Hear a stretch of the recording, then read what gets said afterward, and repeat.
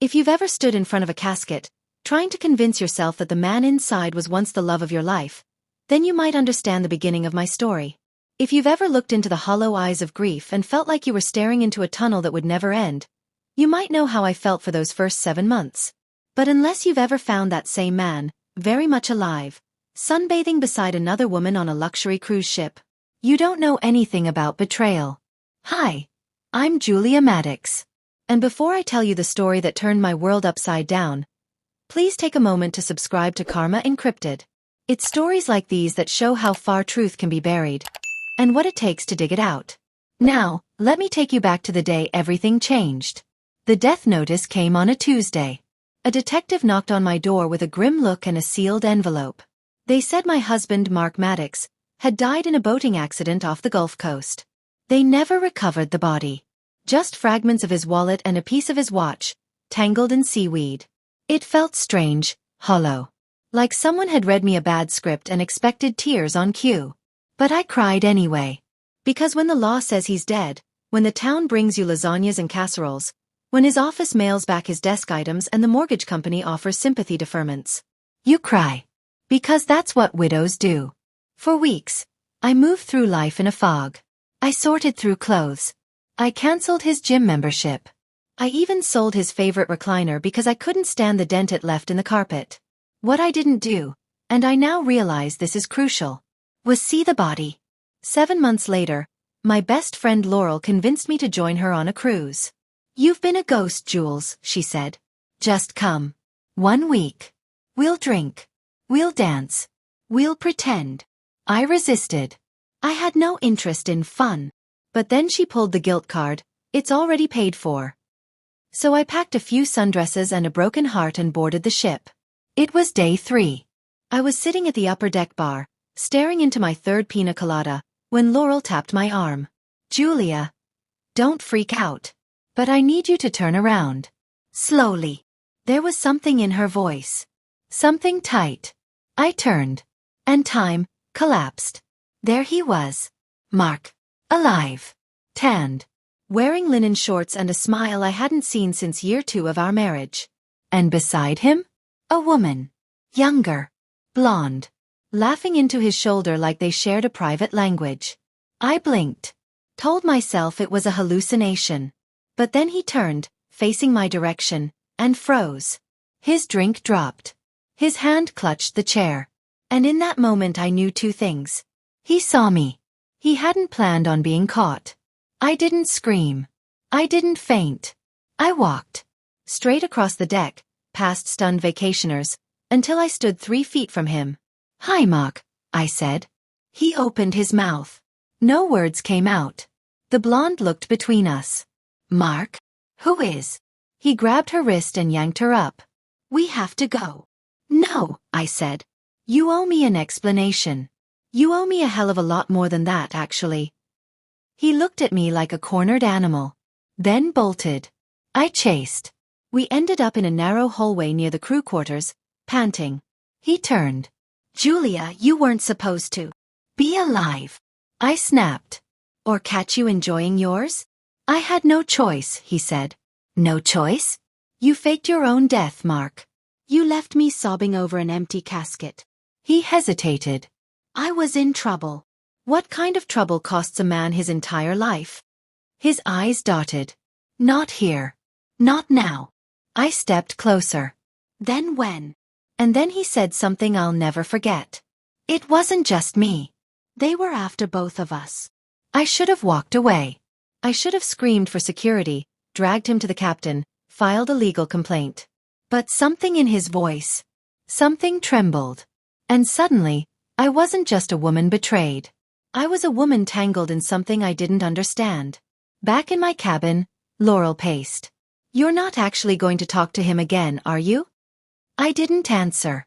Because the truth? I already planned to. That night, I met him on the lower deck. He brought papers. A burner phone. A tale so wild, so layered with paranoia and half-truths, I didn't know whether to call the police or a therapist. He claimed there were debts. A whistleblowing incident gone wrong. That someone had tried to kill him. So he paid a contact to fake evidence of his death. Slipped away. Started over. But then he paused and looked at me. I was going to reach out, he whispered. Once things were safe. I stared at him. You lied to everyone. You let me mourn you. You let my parents bury you in their minds. He said nothing. And then he added the final nail. She thinks I'm a widower. Her name's Harper. The woman he was vacationing with, Harper, had no idea who I was. Or who he really was. She thought she was dating a man who lost his wife in a tragic accident. Sound familiar? There are moments that twist the laws of reality. Moments that force you to ask, not why did this happen to me? But, how many versions of me did he build lies around? The night after Mark confessed to faking his death, I lay in my cabin staring at the ceiling, counting betrayals like ceiling tiles. He didn't just leave. He reinvented himself with another woman. Another version of grief. Another false history. Another broken woman. And her name was Harper. The next morning, I skipped the buffet. I walked straight to the sun deck where I'd first seen them. And there she was, Harper, reclined on a chaise lounge with a mimosa, her blonde hair tucked into a floppy hat. She looked happy. Safe. Just like I used to. I approached slowly. Hi, I said. She looked up. Polite. Confused. Yes. I'm Julia. Julia Maddox. She blinked, shook her head. Sorry, that doesn't. I'm Mark's wife. She froze. I watched the words slide into her ears and shatter her composure. Excuse me. I'm the woman he legally married 10 years ago. The one he pretended died in a boat crash so he could run away.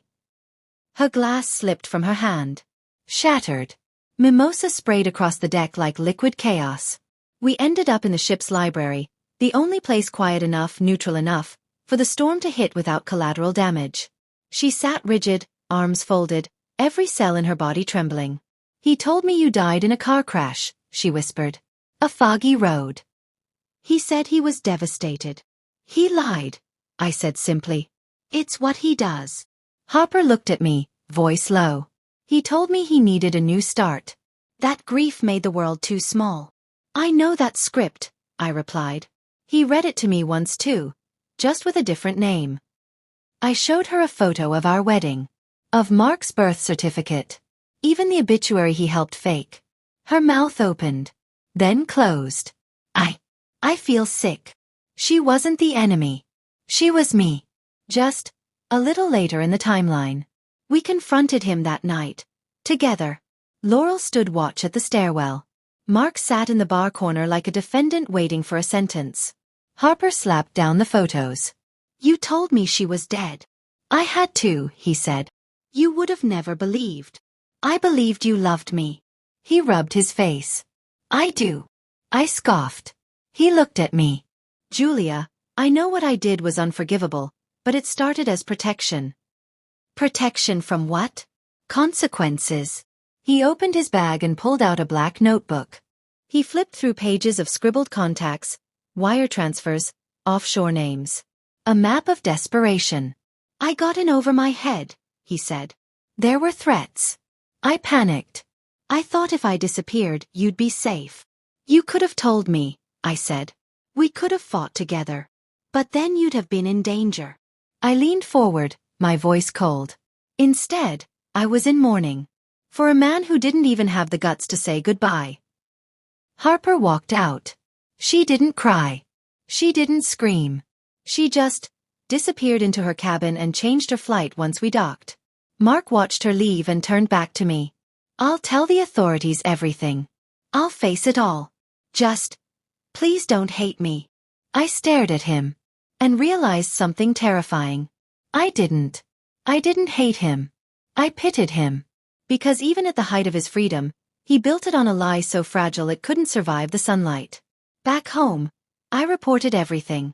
The fake death. The fraud. The offshore accounts. An investigation opened. Quietly, methodically. And I went back to living. Truly living. Because here's the thing no one tells you. When someone you love fakes their death, they don't just vanish from the world. They vanish from your heart. In a way that feels cleaner than grief ever could. But just when I thought the saga had ended, something arrived in the mail. A manila envelope. No return address. Inside, a set of receipts. For a storage unit I'd never seen. Rented under my name. Paid for by Mark. I've never been the kind of woman to chase ghosts. But when a storage unit shows up under your name, paid for with cash by a man who died, and then vacationed with another woman, you stop everything. And you chase the ghost. The storage facility was 25 miles outside the city. Tucked behind an industrial park. Quiet as a secret. I showed my ID at the front desk. The clerk blinked. "You're Julia Maddox?" "Yes." He looked like he'd seen one too many true crime shows. "The unit's been paid for a year in advance," he said. "Key codes in the system." "But we've never seen the renter." "Of course you haven't," I muttered. Unit 304. I walked down the long fluorescent hallway, each footstep echoing like a memory. When I reached it, I punched in the code. The door creaked. And inside was a small room of curated lies. It wasn't full of junk. No broken chairs or holiday boxes. This was deliberate. A file cabinet. A duffel bag. And on the far end, a single chair facing a wall of pinned documents. It looked like a planning room. A war room. A getaway rehearsal. I walked toward the files first. Inside were bank statements, offshore wires, flight itineraries, cash exchange receipts. But not just for Mark. For me. There were forged letters written in my name, closing accounts, canceling subscriptions, arranging for a private grief sabbatical overseas. He was going to disappear, yes. But apparently, he planned for me to disappear too. Or at least, for the world to think I had. Next, I opened the duffel. Inside, burner phones. 5 of them. Only one had battery. I powered it on. There were texts. Hundreds of them. All to the same number. Not Harper. Not his fake handler. A name saved simply as CL. Messages like, "We move the second she believes it. Make sure the certificate looks legit. She'll crumble. She always does." And this. Unit secured. Julia's name used. If she ever finds it, burn it. My hands trembled. Who was CL? Why use my name? Was this just betrayal? Or was I some kind of pawn? I took photos of everything. Drove home in silence. And that night, I searched the number online. Nothing. Then I plugged it into one of those reverse lookup tools. It pinged. An office in Miami. Registered to Cameron Leary. The name rang no bells, until I pulled up an old photo from Mark's law firm. There, standing 2 bodies behind him at a Christmas party, was a man in a navy tie. Cameron Leary. His former partner. Mark's shadow. I sent the information to Detective Rivas, the lead on Mark's fraud case. The next morning, she called me. "We've been tracking Leary for a while," she said. "He's slippery. But this helps." And then she added, "He was also the one who called in the boating accident." My heart stopped. "You mean the one who reported Mark's death?" "Yes." He claimed to have seen the crash from a nearby dock. But there was no dock near the coordinates. Everything aligned like shattered glass coming back together. Mark didn't just fake his death. He had help. Professional help. And he almost dragged me into it without my consent. I returned to the cruise photos. Looked again at Mark's face. Carefree, golden-skinned, full of secrets. But now, he didn't look clever. He looked cornered. Like a man playing a role written by someone else. Someone more dangerous. Weeks passed. The feds opened a secondary investigation. This time into the law firm.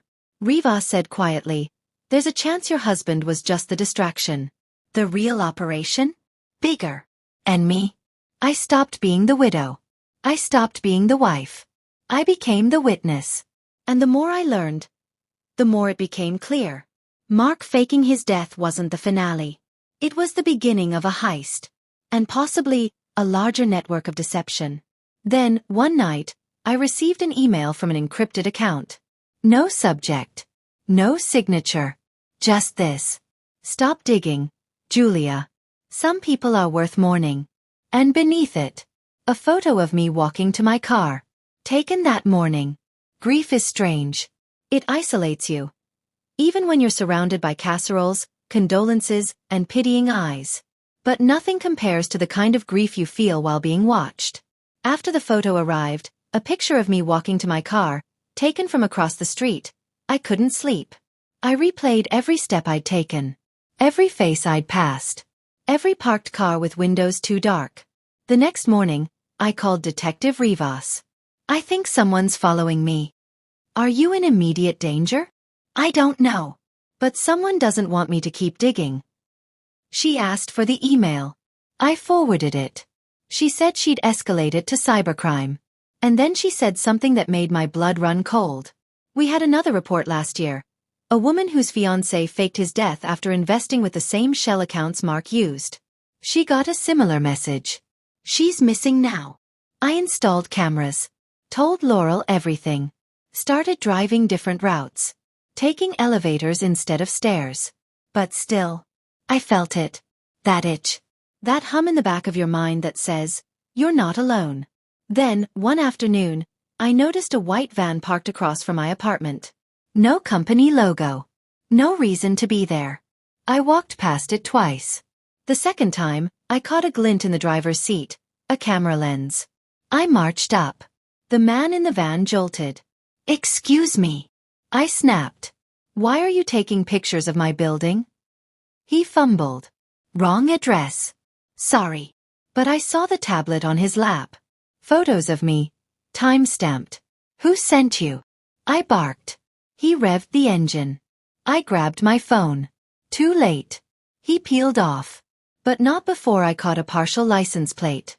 That night, I got another email. Getting close. Julia. Turn back. Or this ends differently. This wasn't just about Mark anymore. It was about leverage. Someone thought I was a threat. Which meant I was on the right trail. I dove deeper into Cameron Leary's connections. His old law firm had handled cases for obscure offshore companies. One of them? Tarnex Holdings, listed as a silent partner in several real estate scams. I followed the breadcrumbs. And found something I hadn't expected. A death certificate. Issued 5 years ago. For a woman named Renee Porta. Cause of death. Boating accident. Gulf Coast. Sound familiar? Her husband? Cameron Leary. I called Rivas. This isn't new, I told her. They've done this before. Renee Porta. Look her up. 24 hours later, she called back. Breathless. Julia. Renee's body was never found. And guess what else? Her photo, the passport photo on file, doesn't match the death certificate photo. Not even close. They used the same method, I whispered. Fake deaths. Paper trails. Offshore money. And every time, Rivas added, a woman is left behind. Erased. The man watching me wasn't trying to kill me. He was trying to make me disappear. Just like the others. I started sleeping at Laurel's.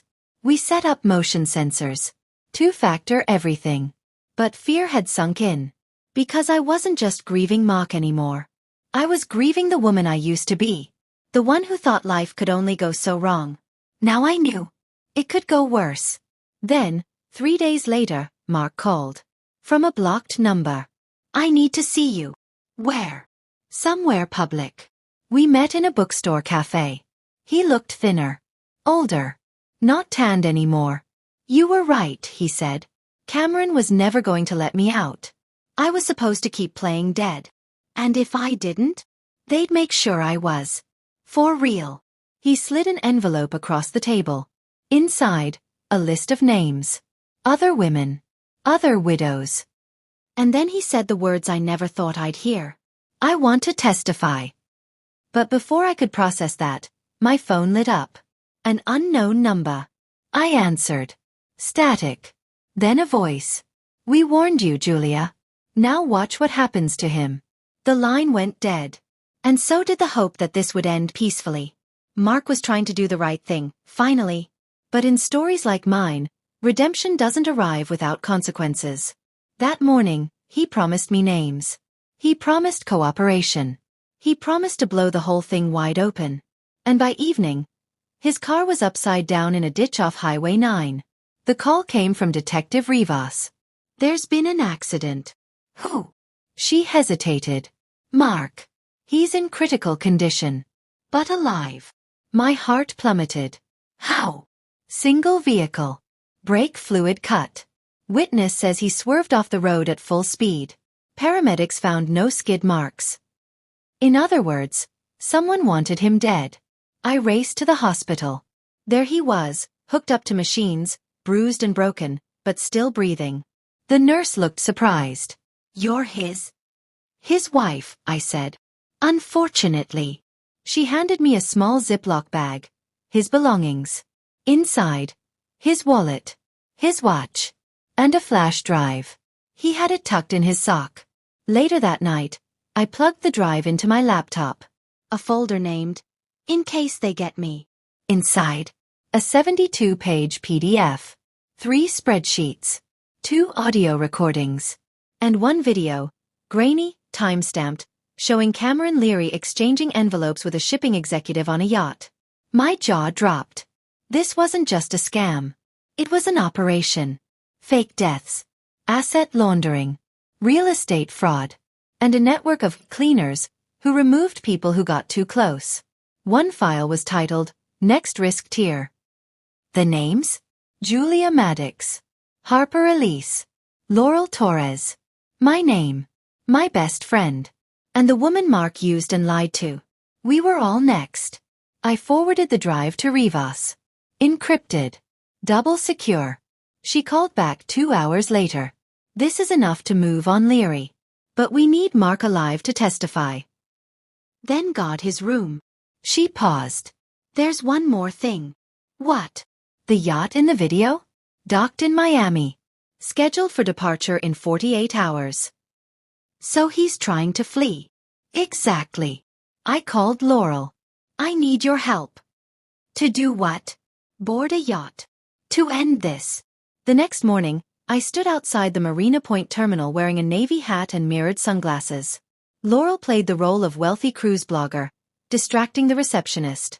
I watched from a distance as Cameron Leary boarded, flanked by 2 men, both built like bodyguards with dead eyes. One of them turned and scanned the crowd. I stepped behind a post. My phone buzzed. It was Rivas. "Warrant signed. Go time in 2 hours. Can you stall?" I texted back. "Watch me." I marched to the terminal desk, dropped my fake ID, and requested a private tour of the yacht, for potential chartering. Leary was still on board.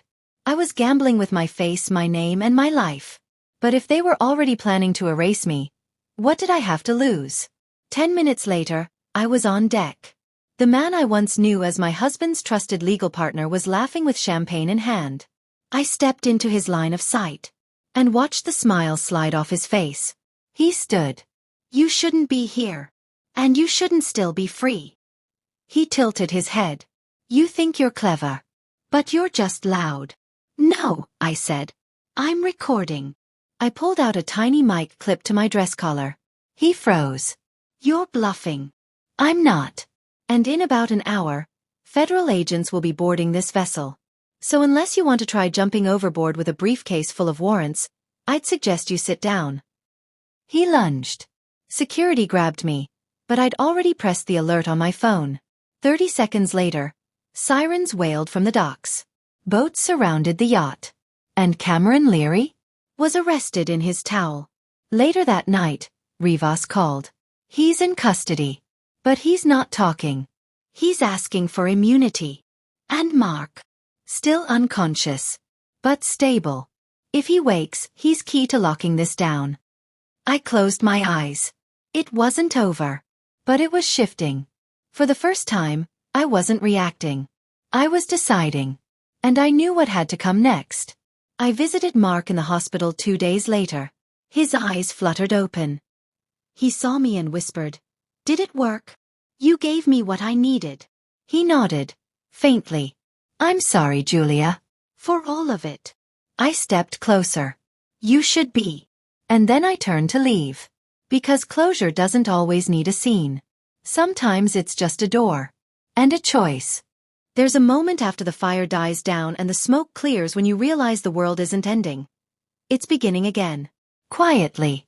Without apology. That's where I found myself. Not in grief.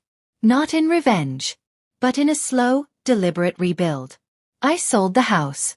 The one Mark and I shared. I donated most of what was inside, choosing instead to travel light. In every sense of the word. Because when you've been lied to with such precision, surrounded by false memories and paper-thin promises, you don't just clean out closets. You clean out identities. I moved into a small apartment on the coast, the kind with peeling shutters and a porch that always smelled like salt and rain. It wasn't glamorous. It wasn't curated. But it was mine. Mark made it through the trial. He testified. So did I. The courtroom was cold, clinical. The kind of place where people wear grief like a badge and betrayal like a uniform. Leary got 15 years. The others, the cleaners, the accountants, the shadow partners, they folded fast. Most took deals. One vanished. But I never looked back. Because the final page didn't belong to them. It belonged to me. I started a non-profit. Not a flashy one. Just a small, tight operation that helps women navigate legal fraud, fake identity cases, digital manipulation. The stuff most people don't realize is happening until it's too late. Laurel runs ops. Harper writes our guides. We became sisters in a way. Not by blood, but by fire. And maybe that's stronger. I get asked sometimes why I don't change my name. Why I still use Maddox, when it's the one tether to all this darkness. And I always say the same thing. Because I earned it back. Mark once told me the worst thing about grief is that it lingers in silence. But he was wrong. The worst thing about grief is that it teaches you how to stay small. How to shrink. How to apologize for surviving. I don't do that anymore. I walk taller now. I don't explain myself in rooms where I don't feel safe. I don't chase closure from people who broke me. I don't try to rebuild what was lost. I build new things. Better things. Things with roots. The courtroom wasn't what I expected. It didn't feel like justice. It felt like a stage. The prosecutor recited facts. The defense fumbled timelines. The judge barely looked up. And yet, in that room, everything I had fought to uncover was laid bare, like wounds under harsh fluorescent lights. When Mark took the stand, his voice was hoarse. He admitted to the fraud, the betrayal, the cowardice. But what struck me most wasn't what he said. It was how often he looked at the floor. As if eye contact would burn him alive. I testified right after. And for the first time I told the full story. No restraint. No softening. Every detail of the email threats, the surveillance, the erasure of my name. I told them how it felt to bury a man who still had a pulse, and how betrayal doesn't end with a goodbye. It ends with a mirror you barely recognize. When the jury left to deliberate, I sat in the hallway, numb. It wasn't about punishment anymore. It was about acknowledgement. About someone, anyone saying, yes, this happened. And it was wrong. And when the verdict came back, guilty on all major counts, I didn't cry. I breathed. For the first time in years, I took a full, unfiltered breath. The media storm came fast. After the sentencing, my face was everywhere. Morning shows. True crime podcasts. Headlines like, The Wife Who Blew the Whistle, and Beauty and Betrayal, the Julia Maddox story. They called. They emailed. They camped outside my building. But I gave only one interview, to a small independent journalist named Claire Mateo. She asked the questions no one else did. What did it feel like to wake up one day and realize your entire marriage was a lie? I looked at her and said, it felt like drowning in a pool you didn't know you were in, while everyone else stood on the edge, telling you to swim. That quote went viral. But I didn't care. The story was never about virality. It was about truth. One cold afternoon in October, I received a formal letter from the penitentiary. Mark had requested a visitor. I went. Not for him but for me. He sat on the other side of the glass, thinner than ever. The spark he used to manipulate and charm was gone, replaced by something pale and hollow. You look strong, he said. I didn't reply. I've been writing. A memoir. You still think your voice matters? I asked. I just want to be remembered differently.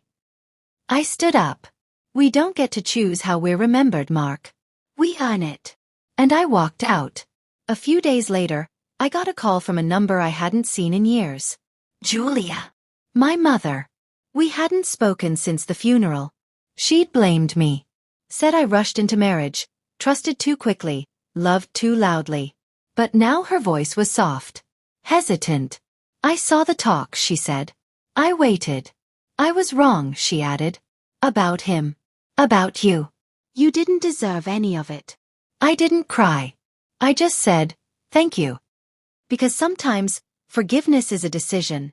Other times, it's a quiet breath shared between two people who've hurt each other without meaning to.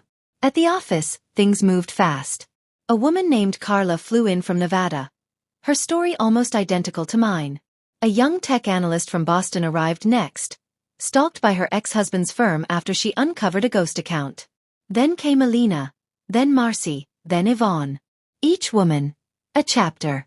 Each chapter, a movement. I kept a wall in my office, the living ledger we called it. Polaroids of every woman we helped. Some cried. Some posed proudly. One flipped off the camera with both hands. I loved them all. One night, after a long day of calls and case files, I stood alone in the office. A storm raged outside. And I thought about the girl in the wedding dress. The one who danced like nothing could touch her.